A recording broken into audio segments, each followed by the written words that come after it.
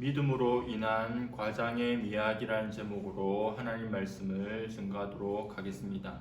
오늘은 성장 시리즈 네 번째 시간입니다. 오늘은 자존감에 대해서 한번 살펴보고자 합니다. 자존감이라고 하는 것은 나 자신을 스스로가 어떻게 생각하는가 하는 것이 자존감입니다. 낮은 자존감을 가진 사람들은 자기 스스로를 지나치게 과소평가합니다.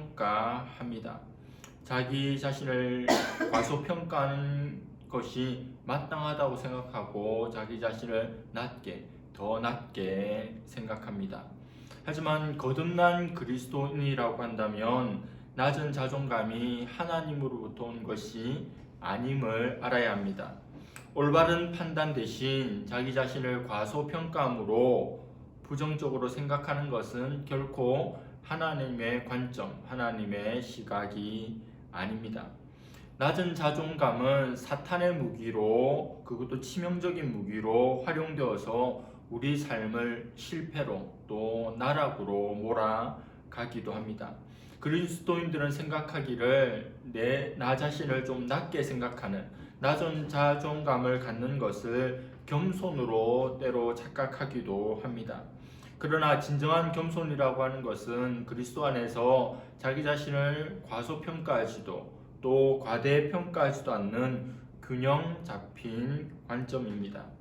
그리스도 안에서 진정한 자아상이 회복되면 하나님과의 관계에서도 또 다른 사람들과의 관계에서도 올바르고 원만한 관계를 유지해 나갈 수 있습니다. 그러려면 그리스도 안에서 회복된 자아상이 토대가 되어야 합니다. 그 토대 위에서 균형 잡힌 자존감을 확립해 나갈 필요가 있습니다. 오늘 살펴볼 민수기는 인구조사로 시작하는 말씀입니다. 모세는 시내산을 떠나기 직전에 백성들의 수가 얼마나 되는지 인구조사를 하게 됩니다. 그래서 민수기를 영어로 numbers, 숫자들이라고 표현합니다. 백성의 수를 세웠다고 해서 그렇게 붙여진 이름이 민수기입니다. 인구조사는 20세 이상 남자만 개수하였습니다. 왜냐하면 앞으로 가나안 정복전쟁을 해야 하는 그 사람 수를 헤아려 보는 의미가 있기 때문입니다. 그들은 행진하기 전에 진 배치를 합니다. 특이한 것이 있다면 레위 지파 중심에 진 배치를 하였다는 겁니다. 이게 바로 이스라엘이 다른 민족과 어떤 차이점이 있는 민족인가를 보여주는 겁니다. 그들은 바로 예배 중심인, 하나님 중심인 민족이었기 때문에 진 가장 중심에 하나님을 섬기는 레위 지파가 배치되었습니다. 모세는 그 많은 백성들을 데리고 길을 떠나는데 가데스 바네아라고 하는 곳에 이르게 됩니다. 그곳에서 진을 치고 각 지파에 한 명씩을 택하여 12명을 뽑아 정탐꾼으로, 즉 스파이로 가나안 땅에 미리 보내게 됩니다. 가데스 바네아에서 12명의 정탐꾼을 보내어 가나안 땅의 형편을 알아보고 돌아오게 하려는 겁니다. 그래서 12명이 가서 한 40일 정도 그 가나안 땅을 정탐하고 돌아오게 됩니다. 백성들 앞에 또 지도자 모세 앞에 보고를 하는데 12명이 두 부류로 나누어집니다. 10명의 정탐꾼과 2명의 정탐꾼으로 그 내용이 나누어집니다. 12명의 정탐꾼들은 가나안 땅을 돌아오고 난 후에 정반대의 보고를 하게 되는데 그에 따라 이스라엘 백성들이 반응을 하는 내용들이 나옵니다. 먼저 10명의 정탐꾼은 어떤 보고를 하게 됩니까? 그들은 눈으로 본 대로, 그들이 들은 대로 그대로 보고를 합니다. 객관적인 사실에 철저히 근거하여서 적들이 너무 강하고 우리는 이길 수 없다라고 하는 보고를 합니다.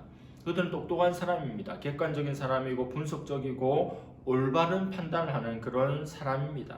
그러나 그들에게 문제가 있는데 부정적인 것을 너무 크게 보고 그것을 전부로 여겼다는 점입니다. 우리는 그들에 비하면, 그 가나안 땅의 사람들, 그 장대한 사람들에 비하면 우리는 메뚜기에 불과한 정도라는 매우 부정적인 반응을 보입니다. 그러니까 나중에는 이름도 없는 10명의 정탐꾼으로 이렇게 도매금으로 묶어서 여겨집니다. 이 부정적인 10명의 정탐꾼들이 이스라엘 백성들에게 끼친 악영향이 무엇입니까? 32절, 33절에는 하나님의 백성, 하나님의 성도, 하나님의 신자에게는 영적인 잠재력이 있는데 그 잠재력을 마비시켜 버렸습니다. 아예 할 수가 없게 만들어 버렸습니다. 그리고 14장 1절에는 꿈이 파괴됩니다. 지레 짐작하여 겁을 먹고 밤새도록 통곡하면서 울게 됩니다. 아직 막닥뜨리지도 않았는데 실패를 막 가지고 와서 앞당겨 와서 절망함으로 가나안 땅에 대한 그들의 꿈이 그들 마음으로부터 붕괴되어 버리는 겁니다. 2절은 대인관계의 마비를 보여줍니다. 그들은 모세와 아론을 원망하기 시작합니다. 모세와 아론이 무슨 잘못입니까? 하나님의 뜻을 따라 하나님의 인도하심을 따라 그들을 섬기고 그들을 이끌어왔을 뿐이죠.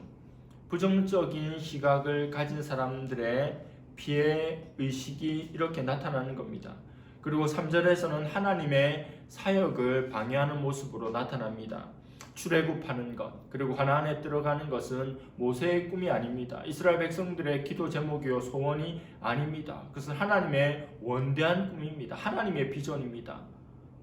그 하나님의 꿈을 파괴해버리고 하나님의 사역을 방해하고 하나님을 원망하고 그들이 종살이 하던 애굽으로 다시 돌아가자는 이야기를 합니다.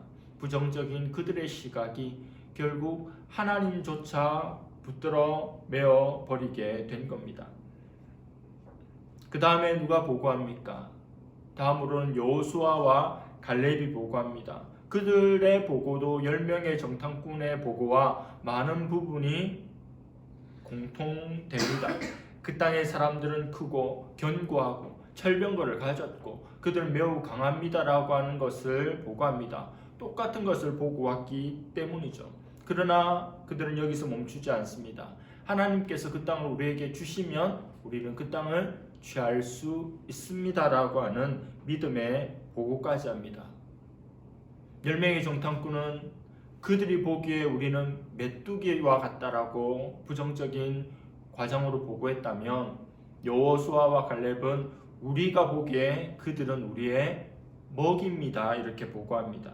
예전 성경에는 밥으로 나옵니다. 그들은 우리 밥입니다 이렇게 보고합니다. 10명의 보고와 2명의 보고를 모세와 아론 그리고 이스라엘 전체 사람들이 들었습니다. 이제 그에 대한 반응을 보여야 되죠. 그들은 어떤 것에 반응합니까? 백성들은 10명의 보고를 듣고 울고 불고하고 모세와 아론을 원망하고 돌을 들어서 모세와 아론을 쳐 죽이려고 합니다. 세상에서 어떤 의사를 결정할 때 많이 쓰이는 원칙 중에 하나가 다수결의 원리라는 것이 있습니다. 민주주의의 대표적인 의사 결정의 원리죠. 다수결, 많은 사람들이 원하고 많은 사람들이 결정하는 것을 따르는 원리입니다. 소수의 의견을 따르는 것보다는 많은 사람들의 의견을 쫓아가는 것이 조금 더 정답에 가깝고 조금 더 안전하고 조금 더 합당하다는 판단 때문이죠. 그래서 얼마나 많은 사람들이 찬성을 하느냐를 보고 일의 가분을 판단하고 앞으로 나아갑니다. 그러나 언제나 다수의 의견이 옳은 것이 아닙니다. 특별히 신앙의 세계에서는 더더욱 그렇습니다. 아무리 많은 수가 원한다 하더라도 그것이 하나님의 뜻에 위배된다면 바른 판단이 결코 될 수 없습니다.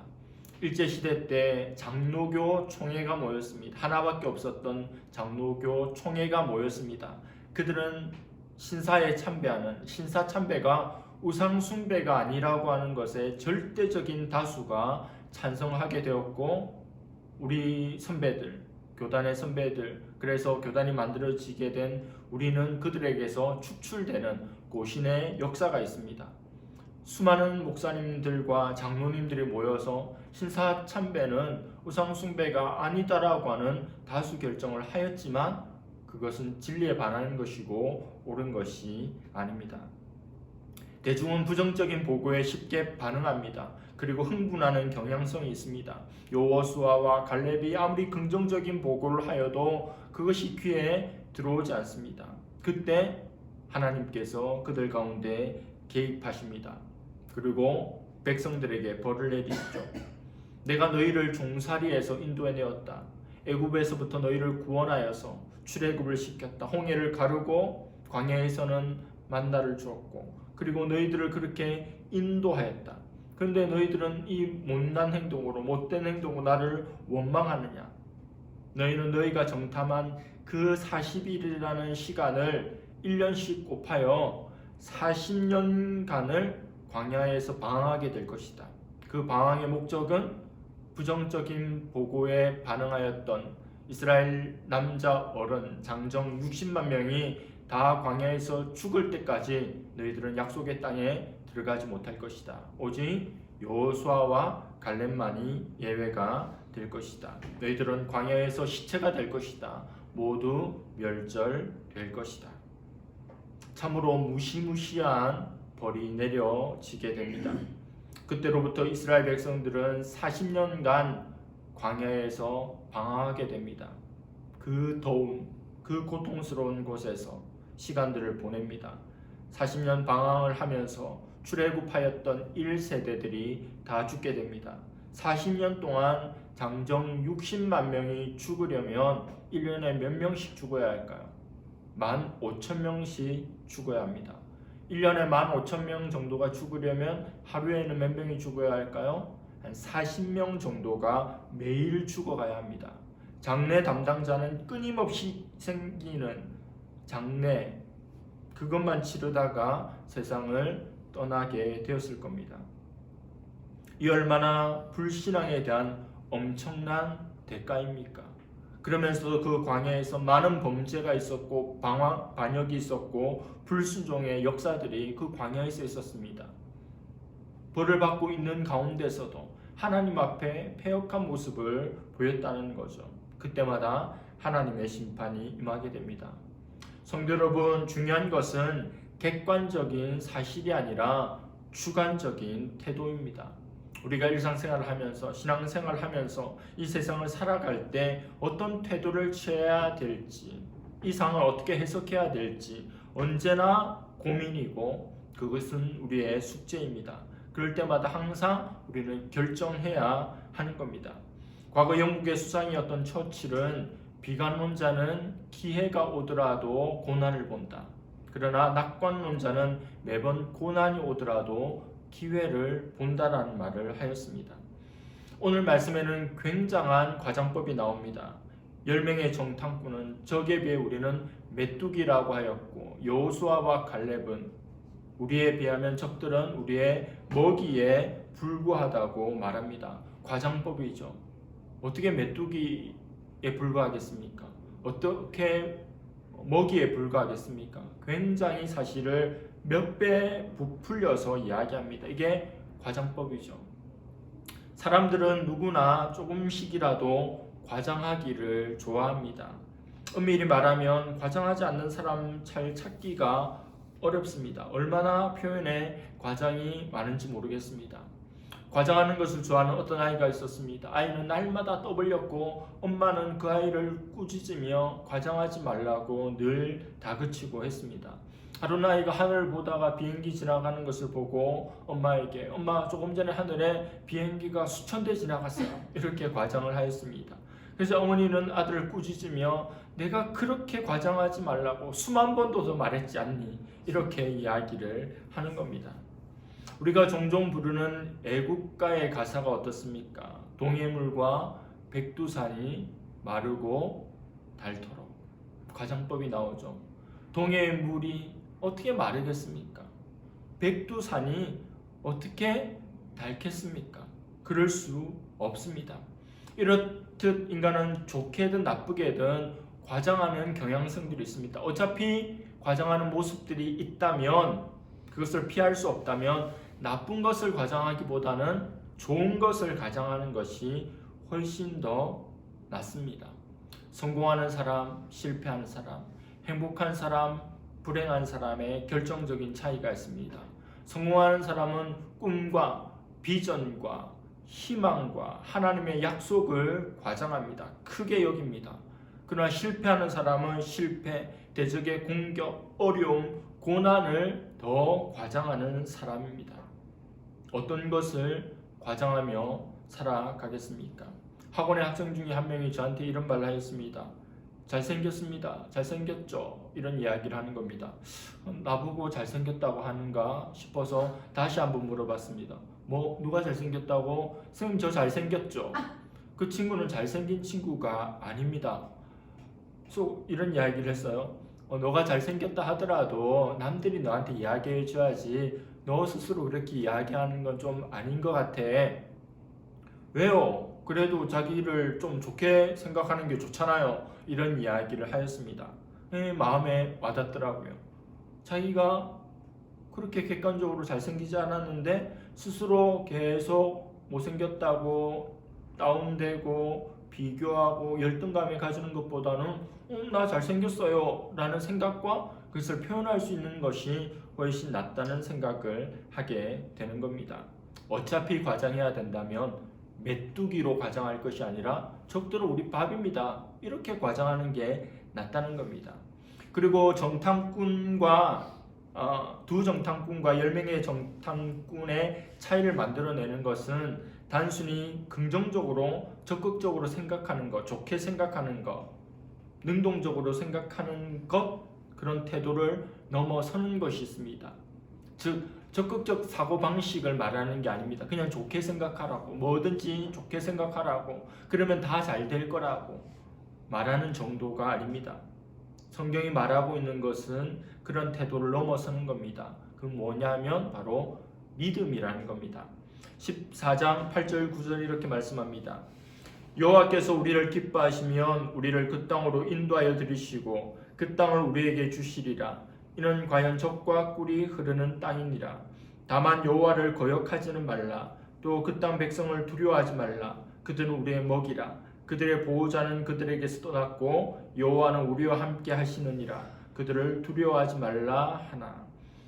우리는 할 수 있어. 우리는 잘 될 거야. 우리는 이길 수 있어. 하면 돼. 해보자. 이런 게 아닙니다. 단서가 뭐죠? 여호와께서 우리를 기뻐하시면 우리를 그 땅으로 인도해 주시겠다. 또 하나님께서 우리와 함께 하시니 그들을 두려워할 필요가 없다는 겁니다. 그들이 가지고 있는 자존감은 자기 스스로로부터 오는 것이 아닙니다. 하나님께서 함께 하시고 하나님께서 기뻐하시고 하나님께서 약속하시고 하나님께서 앞서 싸우시고 하나님께서 인도해 가시는 것에 근거하여서 자기 자신을 우리를 바라보는 태도이기에 적극적인 사고방식이 아닌 믿음으로 인한 긍정적인 적극적인 생각이고 또 그 믿음으로 인한 과장된 그런 태도이기도 합니다.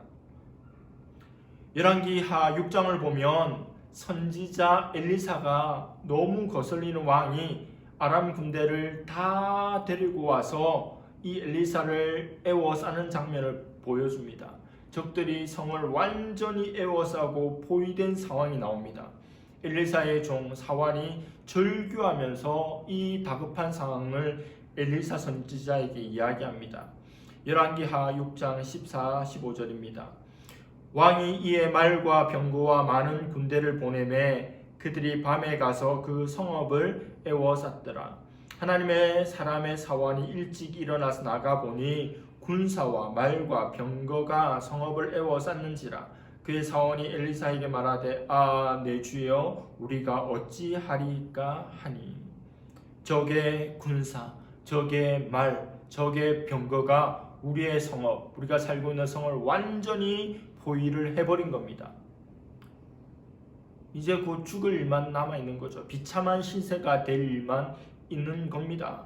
그러니까 종이 너무너무 다급하여서 엘리사에게 우리 완전 포위됐습니다. 도 한 번만 쓰면 될걸 두 번 쓰고 있어요. 내 주여 우리가 어찌하겠습니까? 그러자 엘리사 선지자는 영적인 눈을 떠서 우리의 상황을 직면해 볼 것을 이야기합니다. 16, 17절 대답하되 두려워하지 말라. 우리와 함께한 자가 그들과 함께한 자보다 많으니라 하고 기도하여 이르되 여호와여 원하건대 그의 눈을 열어서 보게 하옵소서 하니 여호와께서 그 청년의 눈을 여심해 그가 보니 불말과 불병거가 산에 가득하여 엘리사를 둘렀더라. 청년이었어요. 이 사화는 성이 에워싼 것을 보면서 절망하면서 그 스승인 엘리사 선지자에게 우리 이제 어떻게 되겠습니까? 완전 포위당했습니다.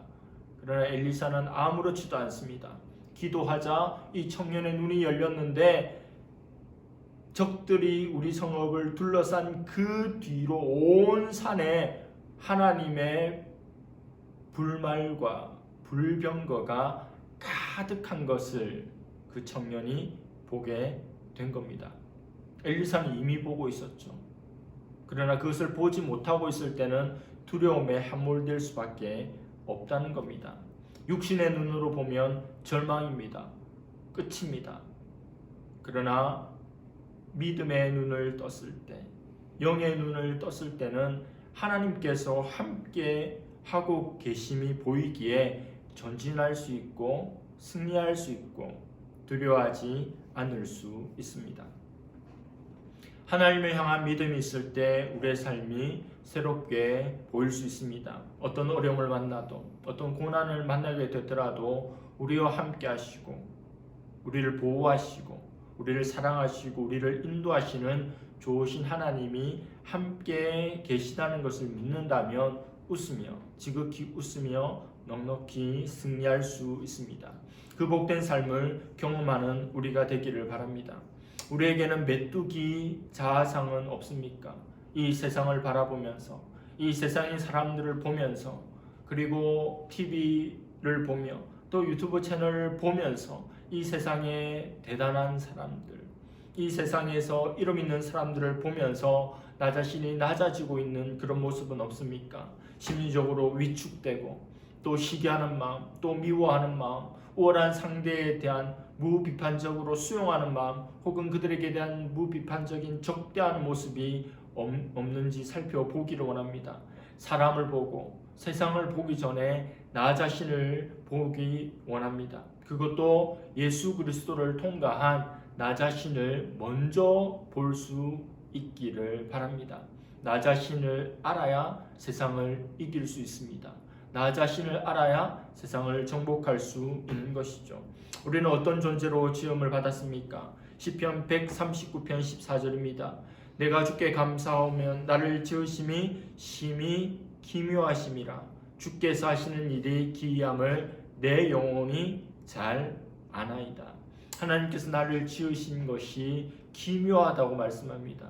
예전 성경에는 신묘막측하다고 이야기합니다. 참으로 놀라운 일이라는 것은 나랑 똑같은 존재가 60억, 70억 인구 중에 아무도 없다는 겁니다. 또 많은 쌍둥이가 있지만 그 쌍둥이조차도 다르다는 거죠. 한 부모에게서 같이 태어났어도 그 쌍둥이의 삶이 다른 것입니다. 하나님께서 그렇게 우리를 지으셨고 우리를 인도해 가시는 것을 내 영혼이 잘 아는 게 중요합니다.